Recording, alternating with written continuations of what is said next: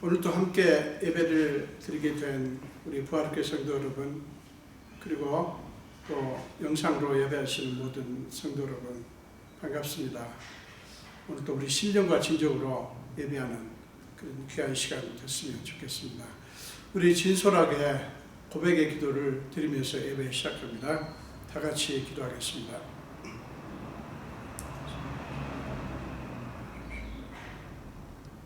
주여, 아버지, 생각합니다. 아버지야, 아버지, 주여, 적셔주시고 정결하게 깨끗하게 그럼에도 불구하고 나의 주인이 되십니다. 나의 소원이 되십니다. 주님의 아들, 주님.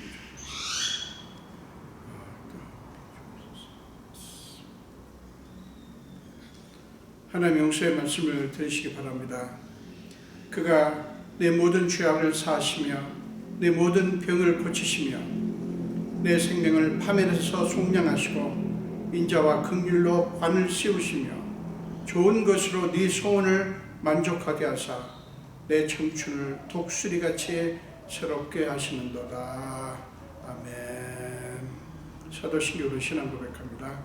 전능하사 천지를 만드신 하나님 아버지를 내가 믿사오며 그 외아들 우리 주 예수 그리스도를 믿사오니 이는 성령으로 잉태하사 동정녀 마리아에게 나시고 본디오 빌라도에게 고난을 받으사 십자가에 못 박혀 죽으시고 장사한 지 사흘 만에 죽은 자 가운데서 다시 살아나시며 하늘에 오르사 전능하신 하나님 우편에 앉아 계시다가 저주로서 산자와 죽은 자를 심판하러 오시리라. 성령을 믿사오며 거룩한 공예와 성도가 서로 교통하는 것과 죄를 사하여 주시는 것과 몸이 다시 사는 것과 영원히 사는 것을 믿사옵나이다. 아멘. 우리 찬송하시겠습니다. 새 찬송가 314장, 통일 찬송가 511장입니다. 내 구주 예수를 더욱 사랑, 엎드려 비는 말 들으셔서 314장, 통일 찬송가 511장 우리 함께 찬송하시겠습니다. 내 구주 예수를 더욱 사랑, 엎드려 비는 말 들으소서.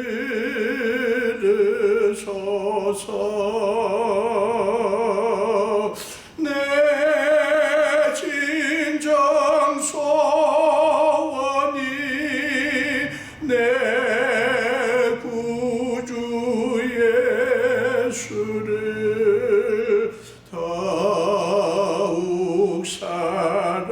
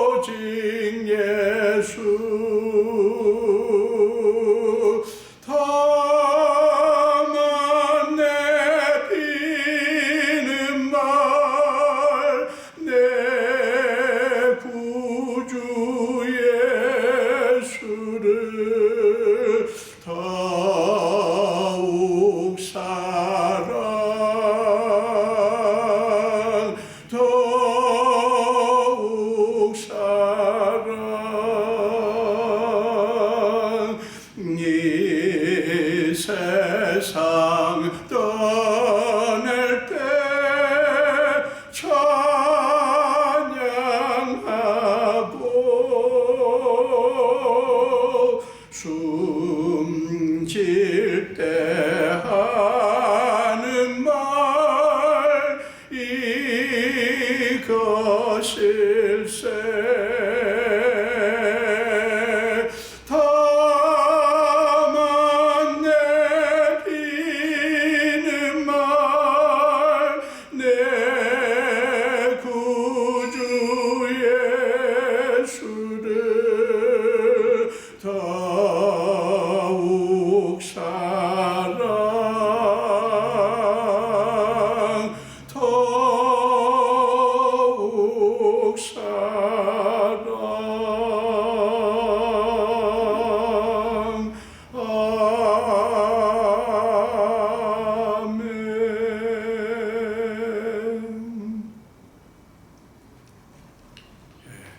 함께 같이 기도하겠습니다.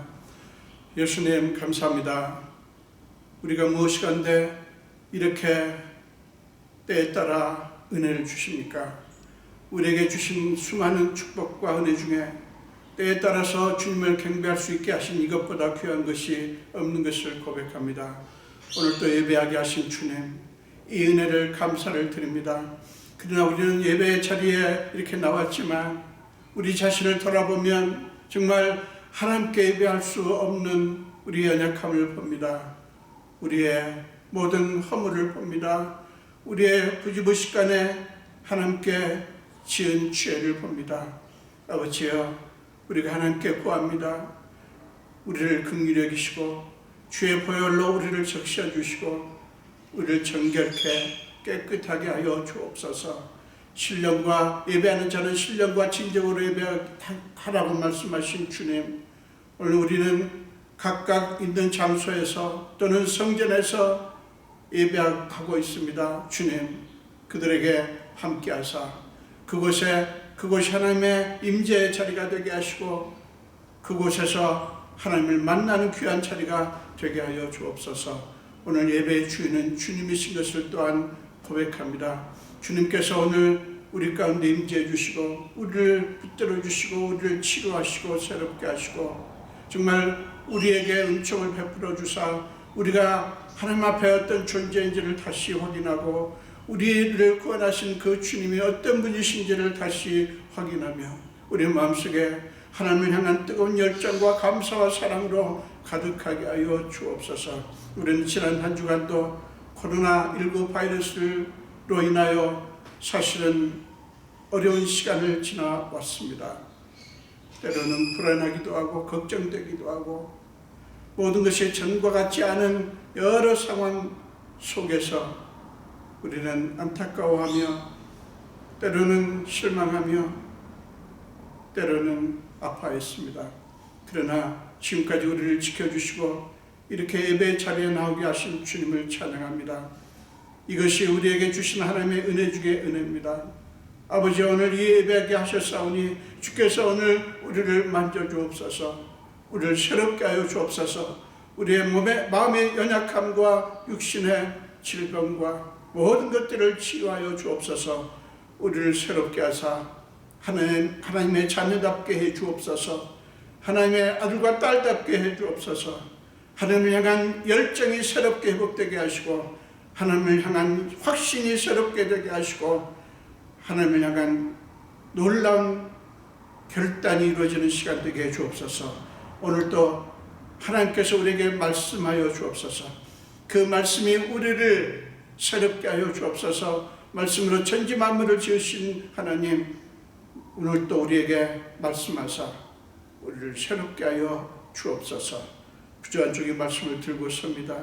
하나님께서 부조한 종의 입술을 사용하시고 친히 하나님의 말씀만 선포할 수 있게 하여 주시옵소서. 입술을 주님께 드립니다. 하나님께서 친히 강권적으로 역사하여 주시옵소서.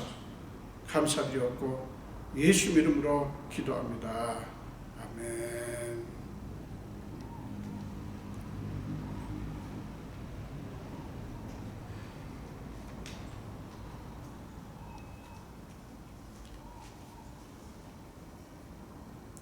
우리 오늘 함께 나누실 말씀은 열왕기상 18장입니다.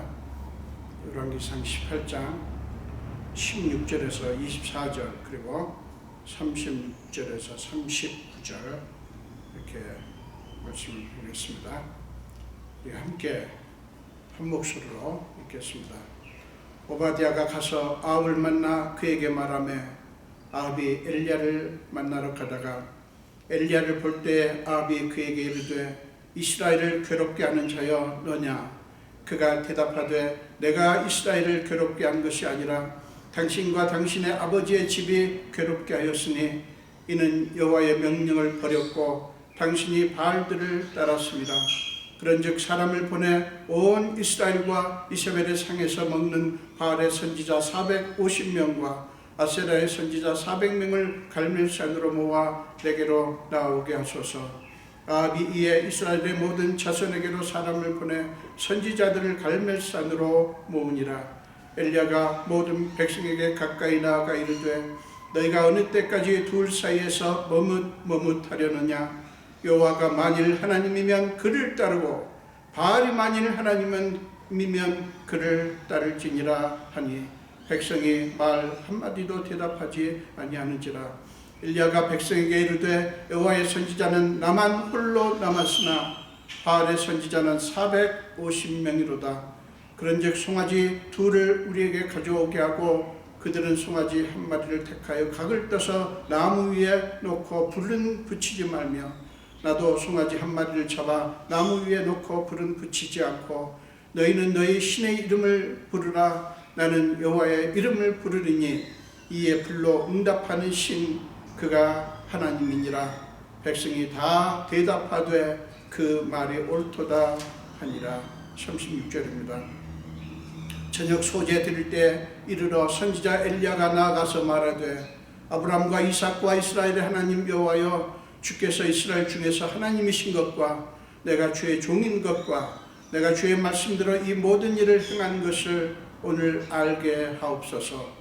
여호와여 내게 응답하옵소서. 내게 응답하옵소서. 이 백성에게 주 여호와는 하나님이신 것과 주는 그들의 마음을 되돌이키심을 알게 하옵소서 하며 이에 여호와의 불이 내려서 번제물과 나무와 돌과 흙을 태우고 또 도랑에 물을 핥은지라.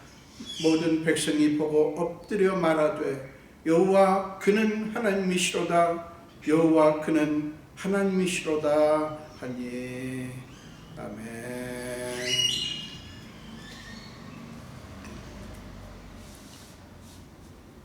네, 저는 오늘 이 본문을 통해서 그리스도인들에게 꼭 필요한 그리스도인들에게 필요한 확신이라는 제목으로 함께 은혜를 나누려고 합니다. 그리스도인들은 세상 사람들과 확연히 구별되는 확신을 가진 사람들이죠. 그리스도인들이 갖는 확신은 하나님에 관한 것입니다.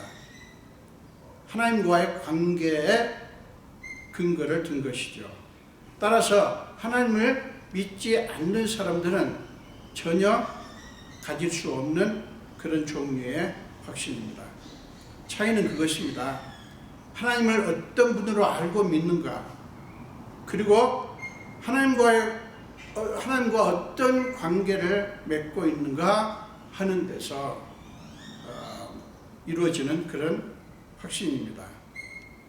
그러니까 하나님을 믿는다고 해도 그 믿음이 잘못되면, 그러니까 하나님에 대한 이해, 그리고 하나님과 나의 관계에 대한 이해가 바르게 되지 못하면 거기서 이루어지는 확신도 문제가 있겠죠. 어쨌든 그리스도인들에게 확신이 중요합니다.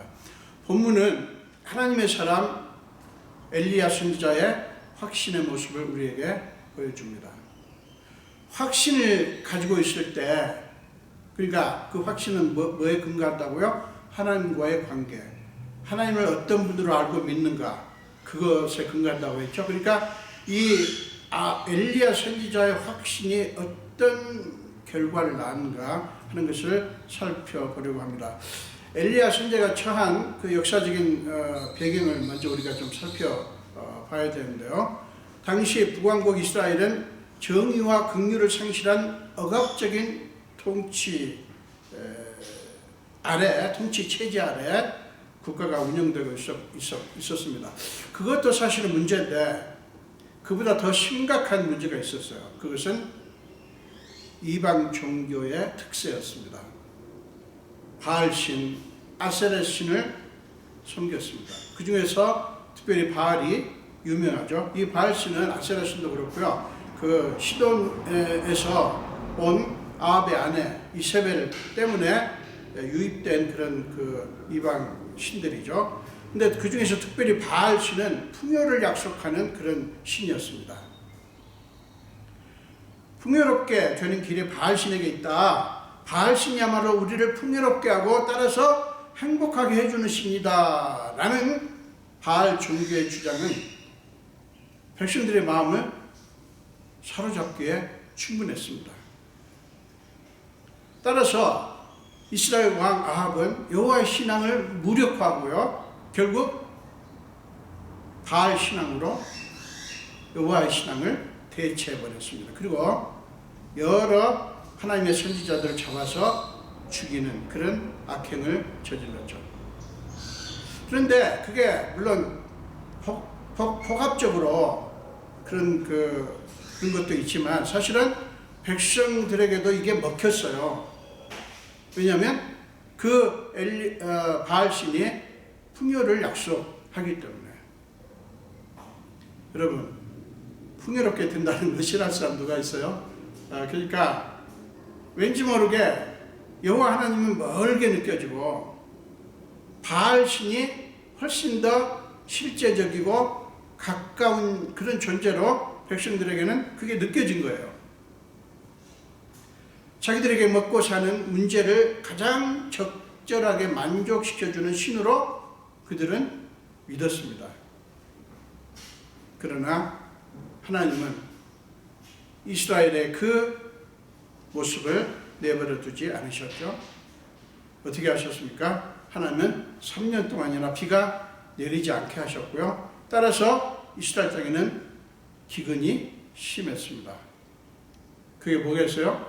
하나님께서 그들의 죄악에 대해서 매를 드셨던 것이죠.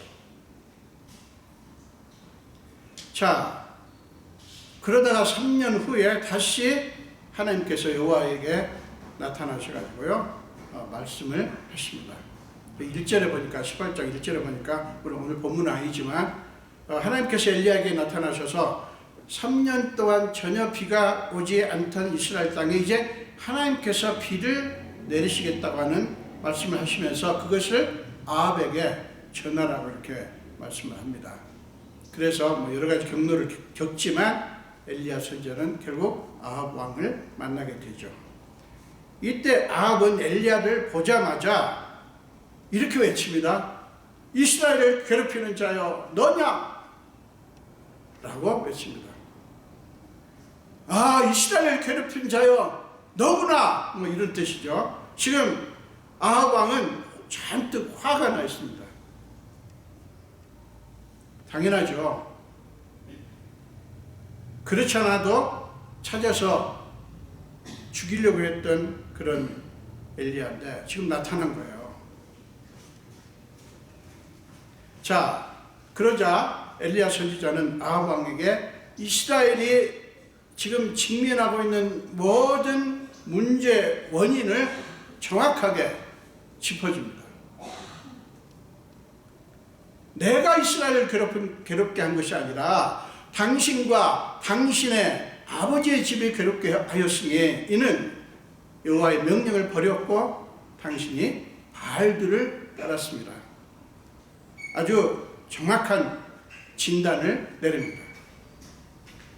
그는 조금도 망설이거나 주저하지 않습니다. 담대하게 문제의 핵심을 지금 권력자 앞에서 선포합니다. 권력자 앞에서 엘리야는 진리를 선포합니다. 조금도 망설이지 않습니다.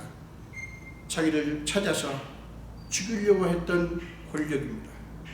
그러나 엘리야는 담대하게 내가 이스라엘 괴롭게 한 것이 아니다. 당신과 당신의 아버지 집에 그랬다.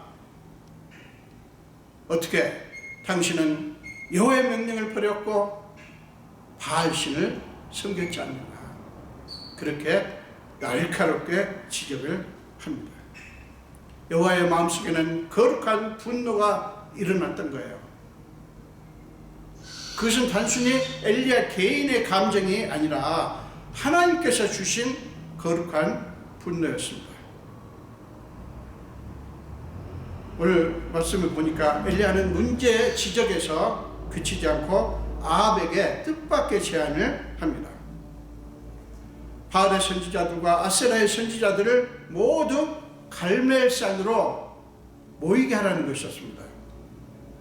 엘리야는 그 이방신들과 갈멜산에서 대결을 하겠다고 하는 그런 계획이었죠. 놀라운 것은 이것은 아합 왕이 제안한 것이 아니라 엘리야가 제안했다고 하는 그런 일입니다. 여러분, 이것은 굉장히 도전적인 제안입니다. 하나님이 주신 거룩한 분노에서 촉발된 제안이었던 것이죠. 그리하여 아합 왕은 모든 이스라엘 백성들과 그리고 선지자들을 갈멜산으로 소집합니다. 그때 엘리야가 백성들 앞에서 이렇게 외칩니다. 너희가 어느 때까지 둘 사이에서 머뭇하려느냐. 여호와가 만일 하나님이면 그를 따르고 바알이 만일 하나님이면 그를 따를지니라. 이렇게 외칩니다. 이게 뭡니까? 엘리야는 이 대결의 목적을 정확하게 밝히고 있는 것입니다. 누가 진짜 하나님이냐? 여호와가 하나님이냐? 바알이 하나님이냐? 하는 거죠. 엘리야 선지자는 이스라엘의 가장 심각한 문제는 바로 이것이라는 사실을 알았습니다. 여호와 하나님을 버리고 바알신을 하나님으로 알고 섬겼다는 것이죠. 이 문제가 가장 심각한 문제라고 본 것이죠.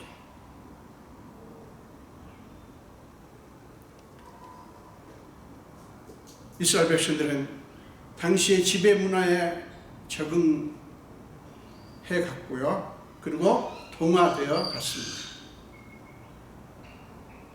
여러분, 사람이라는 게 그렇게 되기가 쉽죠. 특별히 백성들이 무슨 힘이 있습니까? 지도자들이 어떻게 백성들을 인도해 가느냐에 따라서 백성들은 그렇게 되기가 너무 쉽습니다. 다 적응을 했고요. 동화되어 갔어요.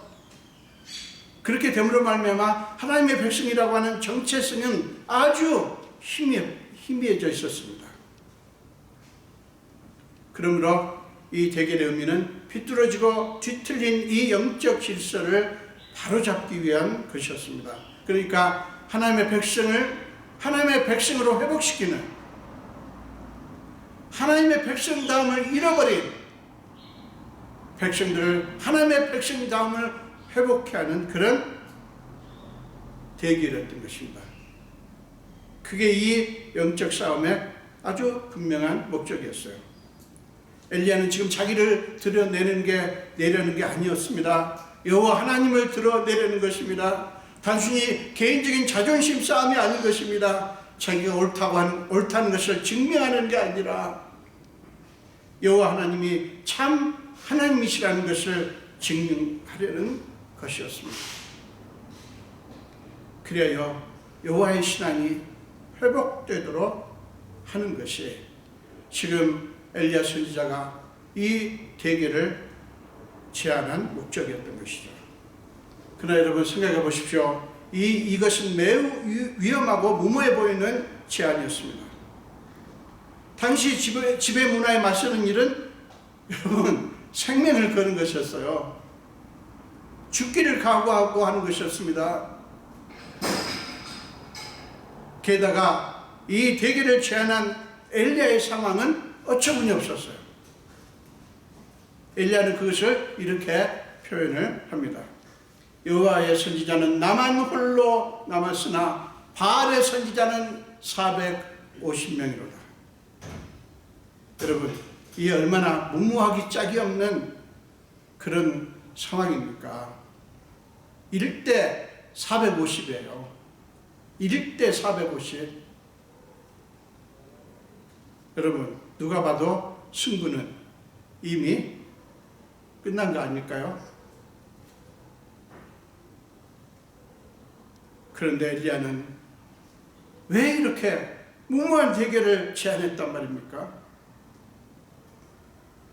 그에게는 한 가지 확신이 있었습니다. 하나님에 대한 확신이었습니다. 엘리야는 하나님은 질투하시는 하나님, 모든 권세와 모든 신들을 무력하게 하실 분이라고 믿었습니다. 하나님은 질투하시는 하나님이요, 모든 권세, 모든 신들을 무력하게 하실 하나님이라고 믿었던 것입니다. 그 확신 때문에, 그리고 그 하나님과 자기와의 관계에 대한 확신 때문에 자기는 혼자지만 이 엄청난 대결을 제안을 했던 것이고 싸울 수 있다고 믿었던 것입니다. 이 확신이 한 인간에 불과한 그를 이렇게 용감한 전사로 만든 것입니다. 여러분, 우리는 엘리야 선지자를 정말 대담한 사람, 용감한 사람이라고 이렇게 칩을 하지만 19장에 보면 아합의 아내 이세벨이 엘리야를 죽이겠다고 하니까 주랭랑을 놓잖아요. 얼마나 놀랐는지 사막으로 도망치는 모습 보죠. 여러분, 엘리야도 우리와 똑같이 인간이고요. 그리고 두려워할 줄 알고 겁을 먹기도 하고, 우리와 똑같은 그런 사람이에요.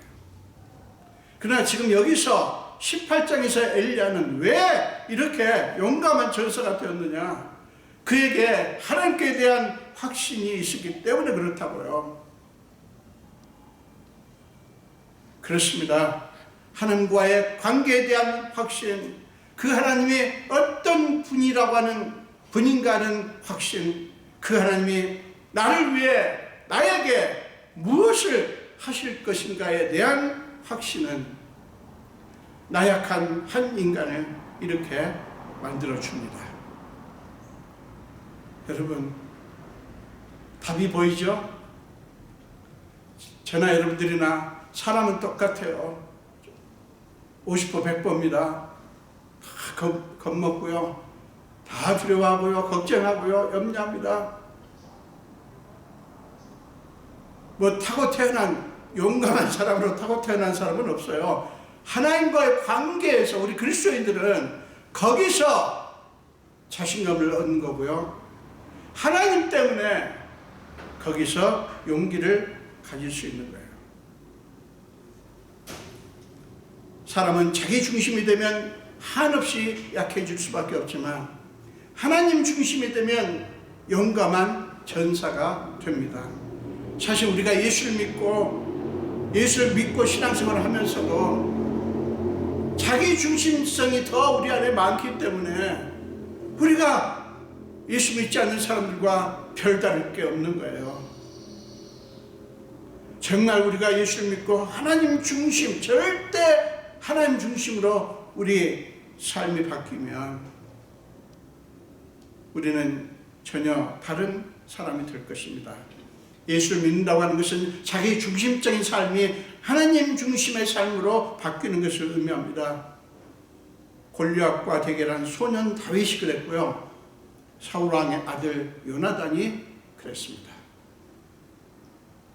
그들은 당시에 사울왕과 다른 장수들과 달리 자기 중심이 아니라 하나님 중심의 생각을, 하나님 중심의 관점을 가지고 모든 것을 이해했다고요. 해석했다고요.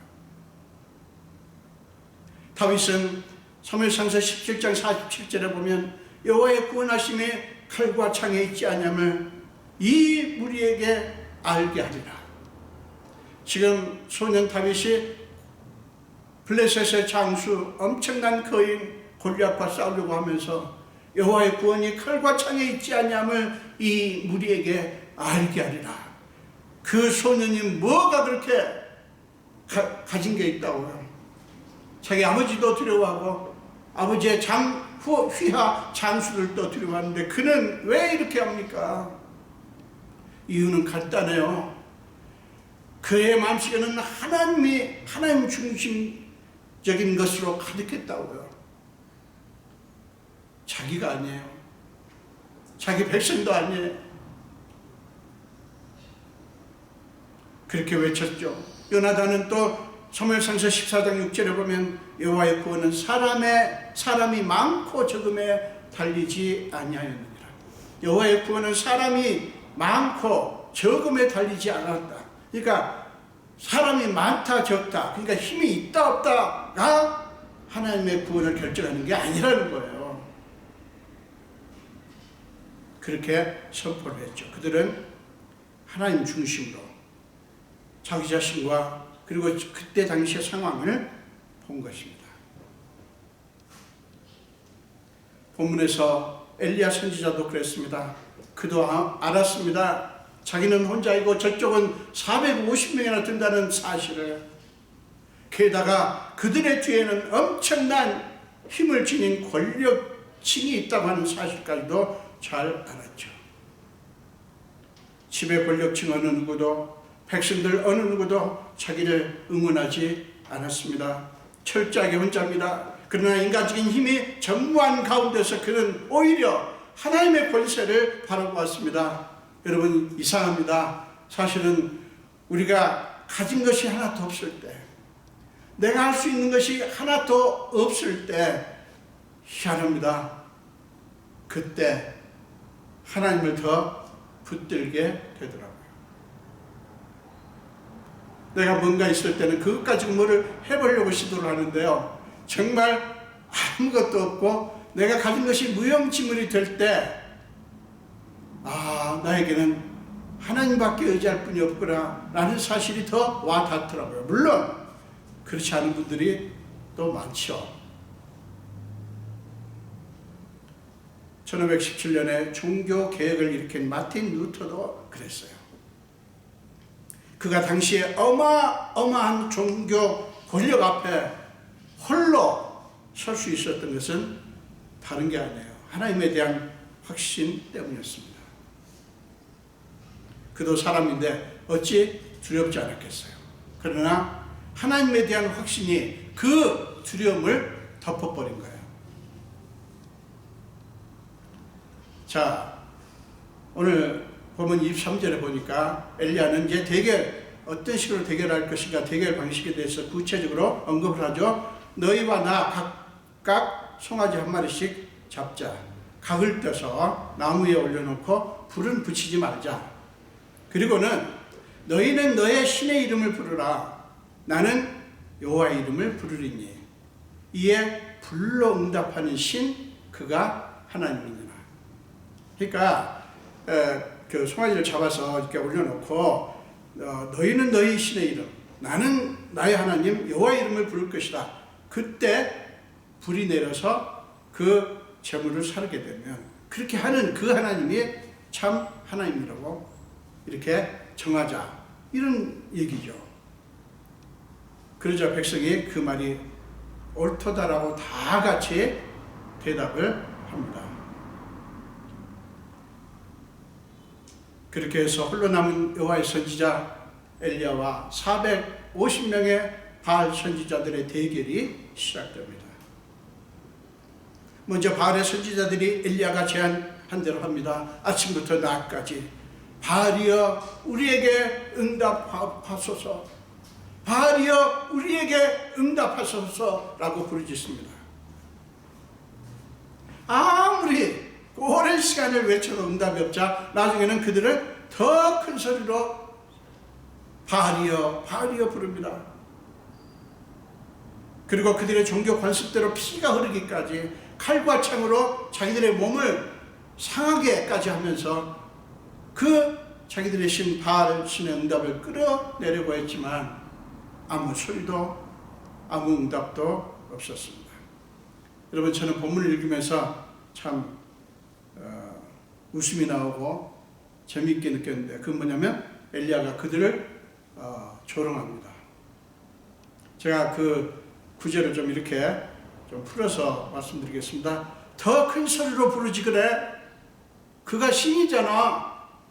그러므로 지금은 깊이 묵상하고 있나 보다. 아니면 잠깐 어디 나갔나? 혹은 다른 데로 여행 중인가? 아니면 잠이 든 건가? 그렇다면 어서 깨워야 하지 않겠어? 뭐 이런 식으로 엘리야 선지자가 450명의 바알 신들을 향해서 조롱을 합니다. 저는 그 부분이 참 좋더라고요. 엘리야에게는 하나님에 대한 확신이 있었기에 바알에 대한 확신도 있었습니다. 여호와 하나님이 참 하나님이시기 때문에 그 여호와 하나님 외에는 어떤 신도 하나님일 수가 없다라고 하는 확신이 엘리야에게 있었습니다. 그러므로 그 신을 섬기는 선지자들을 조롱할 수가 있었던 것입니다. 그들 때문에 그 450명이나 되는 권력을 등에 업은 그들 때문에 주눅이 드는 것이 아니라 혼자지만 오히려 조롱할 수 있는 용기. 여러분, 그것은 그가 하나님과의 관계에서 어떤 하나님이신가, 그 하나님이 어떤 일을 할 수 있을 것인가, 이 확신을 갖고 있었기 때문에 그런 용기가 나올 수 있었던 것이죠. 사랑하는 여러분, 우리는 어떻습니까? 우리는 분명히 예수를 믿는데 왜 그런 용기가 없죠? 거짓 신들, 거짓된 것들을 향해서 조롱은커녕 오히려 조롱을 당하는 거 아닐까요? 하나님을 따르는 것보다 세상 것들, 세상의 방식이 우리에게 더 가깝게 느껴지고, 실제로 세상 방식으로 해야, 남들이 하는 것처럼 해야 잘 살 수 있는 것처럼 느껴지는 게 우리의 솔직한 모습이 아닐까 생각을 하게 됩니다. 사랑하는 여러분, 솔직히 우리는 하나님과 바알신 사이에서 머뭇하고 있습니다. 그것이 오늘날 예수 믿는 그리스도인들의 실상이라는 사실을 부정할 수가 없어요. 현대판 바알신을 섬기는 그리스도인들이 많다는 것입니다. 지난번에 제가 불교적 기독교라는 단어를 설교 시간에 언급한 적이 있는데, 오늘은 제가 이 단어를 쓰고 싶어요. 바알신적 기독교. 바알신적 기독교를 믿는 그리스도인들이 많습니다. 전자가, 그러니까 불교적 기독교가 율법적인 기독교를 의미한다면 바알신적 기독교는 기복적인 기독교를 의미합니다. 바알신적 기독교는 기독교 신앙의 목적을 참으로 엉뚱한 데 두고 있다는 거 하는 것입니다. 여러분, 우리가 예수를 믿는 목적이 뭐예요? 신앙생활 하는 게 뭡니까? 하나님을 섬기고 그 하나님께 순종하고 하나님께 소망을 두고 오직 하나님만 기뻐하고 즐거워하는 것이어야 되지 않습니까? 그런데 어디다 둡니까? 세상적인 풍요, 인간적인 번영, 행복, 이런 것들에 두고 있다고요. 그게 바알신적 신앙생활을 하는 것을 의미합니다. 그러니까 이 세상에서 그저 잘 먹고 잘 사는 것만 예수를 믿는 목적으로 삼는 것을 의미합니다. 여러분, 이런 말 하면 여러분들이 또 오해하실 수 있어요. 오해하지 마세요. 예수를 믿으면 세상적인 부나 풍족함을 기대하면 안 된다. 그래서 기도할 필요도 없다. 그거 바라지 말라. 그게 아니에요. 세상에서 귀히 여기는 부나 풍족함이 우리가 예수를 믿는 최종적인 목표가 되어서는 안 된다 하는 말이에요. 그러니까 부하게 되고 풍족하게 되는 것만 위해서 예수를 믿는 것이 되어서는 안 된다, 그런 말입니다. 우리가 예수를 믿고 신앙생활하는 최종 목표는 언제나 뭡니까? 예수님이에요. 예수님을 더 얻는 겁니다. 바울의 용어로 말하자면 예수님과 더 가까워지는 거예요. 이게 최종적인 목표예요. 여러분 기억하십시오. 하나님 때문에, 하나님이 우리 하나님이시기 때문에, 예수님이 우리 안에 계시기 때문에, 예수님이 우리를 위해서 어마어마한 일을 하셨기 때문에, 그리고 우리가 그 예수님을 나의 주인으로, 나의 구주로 믿기 때문에 풍족하든 가난하든 상관이 없다라고 믿는 것, 여러분 그것이 진짜 예수를 믿는 신앙이라는 그런 말씀을 드리는 겁니다. 우리 삶에 때로는 풍족할 수 있고요, 때로는 궁핍할 수 있어요. 여러분 삶에 그런 일이 없기를 바라지만, 여러분 우리의 인생이 그렇게 쉽지 않아요.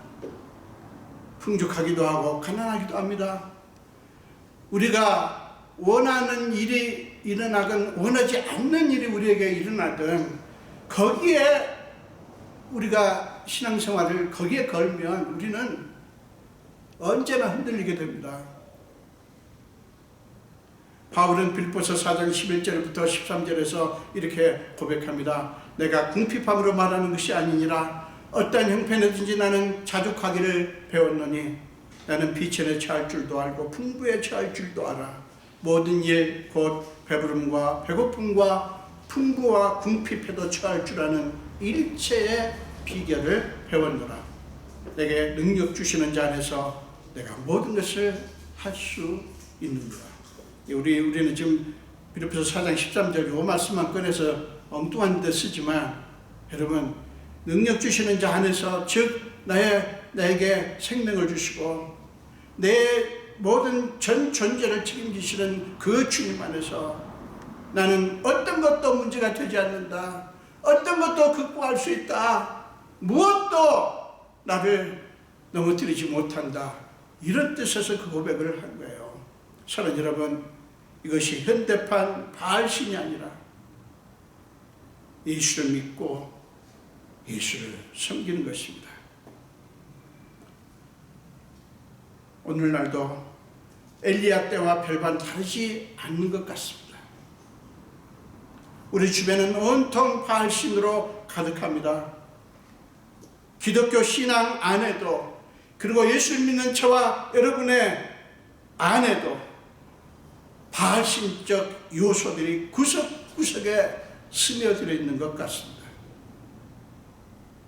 여러분 기분 나쁘실 수 있지만 아니요, 솔직하게 들여다보십시오. 바알신적 요소들이 분명히 있습니다. 바알신적 요소가 뭐라고요? 우리 육신의 삶을 주목하는 거예요. 세상의 삶을 주목하는 거예요. 우리 그리스도인들이 세상의 삶, 육신의 삶을 무슨 부정하거나 거부하면 안 돼요. 우리 육신을 죄악시해도 안 되고요. 그러나 우리가 예수를 믿고 신앙생활하는 목적이 그저 번영을 누리고 안락하게 되고 이것만 자꾸 생각하고, 이게 이루어지면 감사하고 이게 이루어지지 않으면 그냥 신앙을 저버리는, 이게 바로 바알신적 요소라고요. 우리 삶에 이게 구석구석에 스며 있는 것을 부정할 수가 없어요. 여러분, 그러므로 우리도 엘리야처럼요, 그것들과의 한판 승부를 벌여야 합니다. 우리가 언제까지 둘 사이에서 머뭇하고 있을 수 있어요? 우리가 언제까지 둘 사이에서 왔다 갔다 할 것입니까? 그러니까 이도 저도 아니고 왔다 갔다 하니까, 머뭇하니까 이도 저도 아닌 거예요. 신앙생활이 어렵게만 느껴지고요. 우리가 예수를 믿고 신앙생활 하는데도 감사와 기쁨도 없고 언제나 짜증과 불평과 불만으로 가득한 것입니다. 하나님이 지금도 저와 여러분에게 여호와가 만일 하나님만 그를 따르고 바알이 만일 하나님만 그를 따를지니라 라고 도전하신다고 믿습니다. 여러분, 중간은 없습니다. 이것도 섬기고 저것도 섬기고는 없다고요. 엘리야는 모든 백성들과 이방신의 선지자들 앞에서 이렇게 담대하게 기도합니다. 이게 엘리야의 확신이에요. 여호와여, 주께서 이스라엘 중에서 하나님이신 것과 내가 주의 종인 것과 내가 주의 말씀대로 이 모든 일을 행하는 것을 오늘 알게 하옵소서. 여호와여, 내게 응답하옵소서. 내게 응답하옵소서. 이 백성에게 여호와는 하나님이신 것과 주는 그들의 마음을 되도록이심을 알게 하옵소서. 이렇게 기도를 하자마자 곧 여호와의 불이 내려서 번제물과 나무와 돌과 흙을 태우고 심지어는 도랑에 가득한 물까지 다 핥아버렸습니다. 다 마르게 했다는 것입니다. 바알의 선지자들, 무려 450명이나 되는 선지자들이 그렇게 오랜 시간 자기들의 몸을 상하게 하면서까지 부르짖었지만 일어나지 않던 일이 일어난 거예요. 이것을 본 백성들이 모두 다 엎드러집니다. 그리고 외칩니다. 여호와 그는 하나님이시로다. 여호와 그는 하나님이시도로다. 그들은 이제 여호와 하나님을 참 하나님으로 고백합니다. 영적인 각성이 일어난 거예요. 사랑하는 여러분, 이것이 예수를 믿는 우리 모두에게 필요한 일어나야 되는 일입니다. 어정쩡한 지금의 상태 이건 아니에요. 확실하게 하나님만 믿고 하나님만 의지하고 하나님만 바라보고 그에게만 소망을 거는, 소망을 두는 결단이 필요합니다. 여러분, 우리 신앙 공동체는 자기 자신에게서와 이 세상에서 끊임없이 바알심적 요소들을 찾아내서 폭로하고 바알심적 요소에 처져 있는 우리의 모습을 스스로 해체하는 시도를 계속 해야 됩니다. 스스로 해체해야 된다고요. 고백하고 회개하는 것을 말합니다. 예수를 믿는다고 하고 온갖 종교 행위는 다 하지만 우리 안에 스며져 있는 그 수많은 바알심적 요소들을 그냥 내버려 둔다면 여러분, 그것은 예수를 믿는 게 아니에요. 우리는 날마다 그것들과 싸워야 합니다. 우리가 하나님에 대한 확신, 즉 하나님과 우리의 관계에 대한 확신, 하나님이 어떤 분이시고 그 하나님이 우리에게 무엇을 하실 것인지에 대한 확신을 가지면 우리는 이 세상 것들에 유혹되지, 미혹되지 않게 됩니다. 하나님에 대한 확신만이 우리를 당당한 그리스도인으로 만들어준다고요. 나는 여러분이 그런 확신자들이 다 되시기를 축원합니다. 그분을 사모하십시오. 그분에게 몰입하십시오. 우리가 연약하고 부족해서 넘어질 때가 있지만 끊임없이 그분을 찾으시라고요. 그분의 하신 일을 찬양하고 기뻐하고 여러분, 열심으로 우리는 하나님 하신 일을 노래해야 됩니다. 그러면 그분이 여러분에게 그 확신을 부어주십니다. 율법주의자가 되자는 게 아니에요, 여러분. 우리가 하나님께서 나를 위해서 하신 일, 내가 하나님을 위해서 무엇을 하는, 기도든 성경을 읽는 것이든 교회를 섬기는 것이든 그걸 자꾸 주목하지 마시고요. 하나님께서 저와 여러분을 위해서 하신 것들을 주목하시라고요. 그거를 자꾸 찬양하고 노래하시라고요. 그럴 때 하나님께 대한 확신이 우리 안에서 자라게 됩니다. 여러분, 사랑하는 여러분, 여러분이 하나님 나라의 가치를 추구한다고 세상 사람들로부터 따돌림 받을까봐 두려워하지 마십시오. 여러분, 그들과 같이 안 놀아도 괜찮습니다. 그들과 친하지 않아도 괜찮아요. 나는 우리 예수 믿는 저와 여러분이 좀 당당했으면 좋겠어요. 나는 우리 교회가, 우리 부활의 교회가 엘리야처럼 우리 안에 스며들어 있는 바알심적 요소를 다 찾아내서 한판 믿음의 대결을 하는 교회가 됐으면 좋겠어요. 다 빼내지 않으면, 바알심적 요소를 다 빼내지 않으면 예수 없는 교회가 되고 맙니다. 어떤 분이 그런 제목의 책을 썼어요. 예수 없는 교회. 여러분, 예수 없는 교회가 무슨 말도 안 되는 소리냐고 할지 모르지만 예수 없는 교회가 있습니다. 예수 없는 껍데기만 그리스도인들인 사람들도 많고요. 나는 우리 교회에 바알신과 하나님을 적당히 섞어서 믿는 사람들이 아니라 진실로 예수를 믿고 진실로 그분만을 경배하기 위해 모여드는 그런 교회가 되기를 바랍니다. 자기를 내세우고 자존심을 세우기 위해서 혈안이 되는 사람들이 아니라 어찌하든 하나님을 내세우는 하나님의 중심의 사람들로 가득하기를 축원합니다. 세상적인 성공이나 번영이 아니라 궁핍에 빠지고 세상적인 안락함이나 편안함을 잃는 한이 있더라도 바울처럼 오직 예수를 얻기 위해서 곁대를 향해서 달려가는 예수님에게 몰입된 그야말로 예수님에게 미친 그런 사람들로 가득하기를 축원합니다. 여러분, 이것이 세상을 이기는 당당한 그리스도인이 되는 것입니다. 아무리 성경을 많이 하고 아무리 많은 기도를 하고 아무리 교회에서 굉장히 중책을 맡고 있다 할지라도 여러분, 제가 그런 분들을 폄하하거나 필요 없다고 말하는 게 아닌가 아시죠? 그게 중요한 게 아니라 죽기 살기로 하나님만 바라보는, 하나님께 매달리고 그저 하나님께 마르다 동생 마리아가 예수님을 모셔다 놓고 그저 예수님의 발 앞에서 예수님에게 그 예수님 말씀에 그 예수님에게 푹 빠져있는 그 마리아. 여러분, 그렇게 되시면 그런 믿음의 사람들이 다 되시기를 간절히 축원드립니다. 기도하겠습니다. 예수님 감사합니다. 오늘도 생명 주시고 주의 전으로 불러주시고 그리고 각자 있는 곳에서 예배하게 하신 하나님, 우리는 오늘 예배드리며 정말 엘리야 선지자의 모습을 봅니다.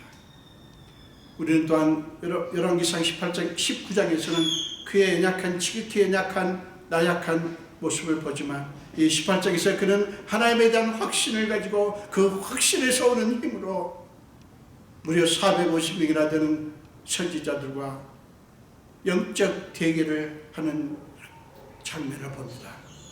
아버지여, 우리가 예수 그리스도를 믿는 그리스도인인데 우리 모두가 이러한 담대한 하나님께 붙들린 하나님의 힘으로 하나님의 능력으로 똘똘 뭉친 주님의 자녀들이 다 되게 하여 주옵소서. 감사드렸고 예수 이름으로 기도합니다. 아멘.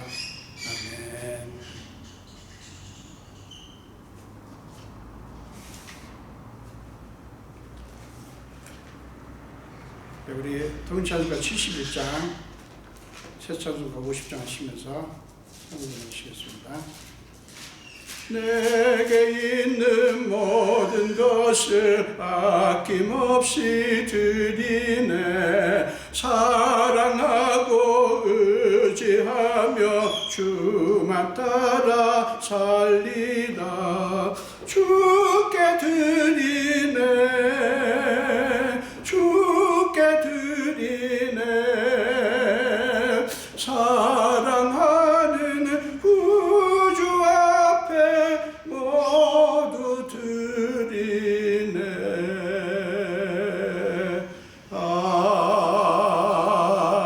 아멘. 기도하겠습니다. 예수님 감사합니다. 오늘 예배하면서 주님 앞에 귀한 예물을 드립니다. 지난 한 주간도 우리는 연약함 가운데 있었고 코로나 때문에 불안한 상황 속에 있었고 경제활동이 전과 같지 않은 그런 상황 속에 있었지만 여러 가지 제목으로 주님 앞에 예물을 드립니다. 아버지, 주님께서 사랑하는 자녀들이 오니 하늘을 여시사 하나님께서 하나님의 방식으로 하나님의 수준으로 저들의 삶을 축복해 주시옵소서. 특별히 어려운 중에도 소득 중에 10분의 1은 주님의 것이라고 믿고 구별하여 11조를 드린 분들, 말라기 3장 10절에서 하나님이 친히 하신 약속대로 저들의 삶의 창고가 넘치게 하여 주시옵소서. 감사드리고 축복하며 예수 이름으로 기도합니다. 아멘. 네, 전에 특별한 광고는 없는데 비즈니스 활동에 대한 그 제한 조치가 내려져 있죠. 지금 토요일과 일요일은 전적으로 문을 닫게 했고요. 이런 조치가 오는 금요일 13일까지 계속된다고 합니다. 그 이후에 연장이 될지 거기서 끝날지는 모르겠지만 어쨌든 우리 코로나 바이러스를 위해서 계속 기도하시고요. 제가 아까 기도할 때 놓쳤습니다만 우리 수고하는 의료진들 참 얼마나 애쓰는지 몰라요. 기도해 주시고 그 다음에 백신과 치료제가 속히 개발이 될 수 있도록 여러분 기도해 주시기 바랍니다. 우리 마지막 찬송 하시겠습니다. 새 찬송가는 456장, 통일 찬송가는 509장입니다. 거친 세상에서 실패하거든 그 손 옷자국 만져라. 456장 통일 찬송가는 509장입니다. 거친 세상에서 실패하거든 그 손 못자국 만져라. 고된 일 하다가 힘을 얻으리 그 손 못자국 만져라. 그 손 못자국 만져라. 그 손 못자국 만져라. 주가 널 지키며 인도하시리. 그 손 못자국 만져라. 내가 어둠 속을 걸어갈 때에 그 손 못자국 만져라. 주가 참 평안을 내게 주시리. 그 손 못자국 만져라. 그 손 못자국 만져라. 그 손 못자국 만져라. 주가 널 지키며 인도하시리. 그 손 못자국 만져라. 내가 부활의 주 따라가려면 그 손 못자국 만져라. 내가 주 안에서 길이 살리라. 그 손 못자국 만져라. 아멘. 그 손 못자국 만져라. 그 손 못자국 만져라. 주가 널 지키며 인도하시리. 그 손 못자국 만져라. 너의 죄악의 짐 무거울 때에 그 손 못자국 만져라. 마음 문 열고서 주를 모셔라. 그 손 못자국 만져라. 아멘. 그 손 못자국 만져라. 그 손 못자국 만져라. 주가 널 지키며 인도하시리. 그 손 못자국 만져라. 아멘. 기도하겠습니다. 지금은 우리 주 예수 그리스도의 크신 은혜와 하나님 아버지의 지극하신 사랑하심과 우리 삶 속에 기꺼이 들어오셔서 우리의 모든 무거운 짐과 연약함까지 다 짊어지시고 날마다 우리 위해서 탄식함으로 간구하시는 성령님의 감화, 감동, 역사하시며 오늘 예배를 드리며 특별히 말씀을 듣고 이제 우리를 위해서 엄청난 일을 하신 그 하나님의 은혜를 주목하고 그 하나님에 대한 확신 가운데 거하기로 작정하는 우리 성도들 머리 위와 우리 온 교회 위에 지금부터 영원토록 함께 하시기를 간절히 축원하옵나이다. 아멘.